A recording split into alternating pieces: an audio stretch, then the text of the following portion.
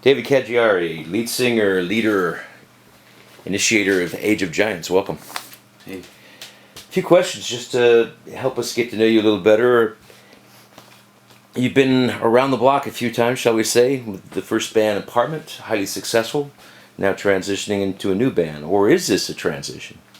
Well, first of all, hi Ken. Um, and yeah, well, I don't know how successful Apartment was. I think it was successful from the fact that I remain very kind of proud of being a part of that journey. Now, I think, well, Age of Giants for me was just a progression. It was what happened to me in my life. I basically left the country. I left the UK, and it wasn't possible to go forward with Apartment anymore. So, I mean, I'm just following my own path really, and I'm lucky enough to be doing a second album right now in my musical career, and it's with this great bunch of guys that we've called the Age of Giants, and we're doing it right now. We're right in the middle of the recording as we speak. Here we are. This is your second time around. What's different about this time versus the initial trip, shall we say, and what lessons are you bringing from that experience to this one? Oh wow. It's this experience, this recording experience is so different from the first experience I ever had. It's just another world. I used to be a bit of a control freak. I used to be very much in control of everything musical that was going on in my previous band. Right now, it's an exercise of collective consciousness, musical consciousness. It's very much everybody gets into the studio and we have a kind of synergy, and everybody does their thing. Everybody has an opinion, but still remains very open to the fact that this album is going to sound the way that it's just going to sound. There's no real musical direction or control. It's very much a stream of consciousness kind of thing. Obviously, I come to the table with the structure and the songs, and then the meat is put on the bones in a way by Jerry or Martin or Cedric or Matthew, and that's how I like it. I want it to sound like an album that I wouldn't have made on my own, and I think we're on the road doing that really. So that's great. So speaking of the guys in the band, you know probably a good number, if not most of the musicians in Brussels and around the area. Why did you end up with these guys?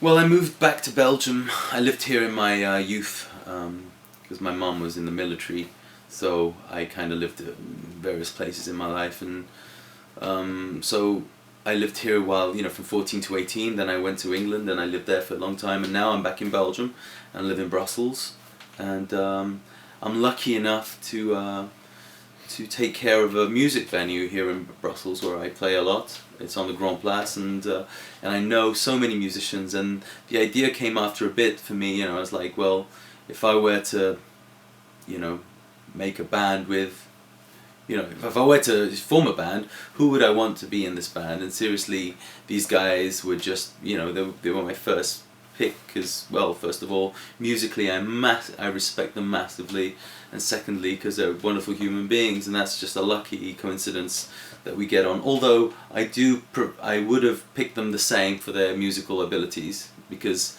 I'd rather be in a band that's really good and that we don't get on, than being a band that is a bit, is mediocre and everybody gets on really well. So yeah, I'm here for the music really, so I picked them because they're the best musicians I know. Simple as that. So I've heard you describe the Age of Giants music as majestic pop. What does that mean, and how is that different from other music that's in the marketplace today? Well, I don't know how different it is from the music that is in the marketplace. We're just doing something that we feel is sincere. I call it pop because my influences are pop in a way. I kind of have, I love pop music. I was brought up with, in the 80s with my mother listening to all kinds of, Tears for Fears and Spandau Ballet and and Simply Red. I mean, just people that wrote wrote songs, So I guess that's where the pop comes from. And I think the majestic part, it's just because our influences are very, kind of epic sounding, I guess.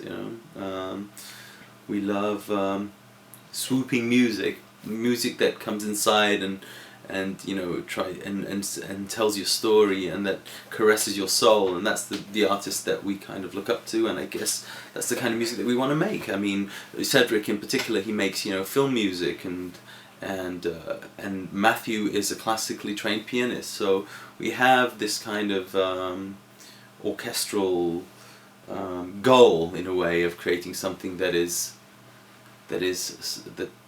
sounds like it should be in a movie, I guess. So that's our goal, cinematic. Cinematic.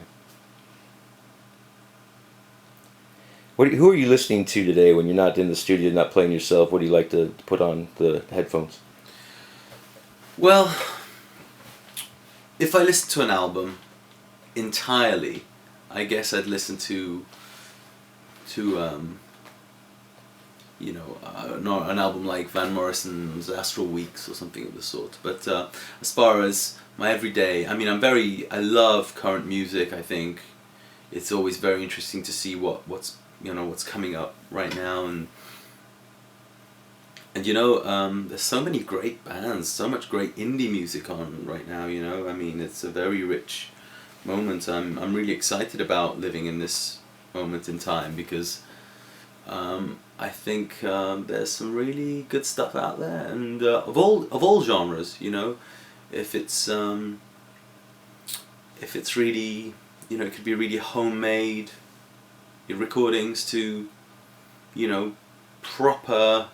properly kind of aggressive electronic music. It's about what really speaks to you. I mean, if I were to tell you names, I mean, my favorite bands are, my favorite band is Fleetwood Mac, and I guess that's what I'd listen to while I'm cleaning my house, so. You mentioned indie. In this approach, you're really taking a hands-on business model here. In effect, if I can even call it a business model for the band, looking ahead, looking at media, getting the music out into the marketplace. So, do you consider indie as a concept still relevant, or is it becoming somewhat of a cliche? Well, I think it became a cliche in the late 90s. It became a cliche in the late 90s. Because it was supposed to be about DIY ethics, and instead it became a marketing tool for bands, for record labels. But now, with the advent of GarageBand and things of the sort, and Bandcamp, and I think the indie ethic has come back. I mean, we are a band that are totally auto-producing ourselves. There is no record label involved in the recording process. We are totally, there's no A&R guy coming in saying, oh, that's definitely a single, oh, that could be a bit shorter.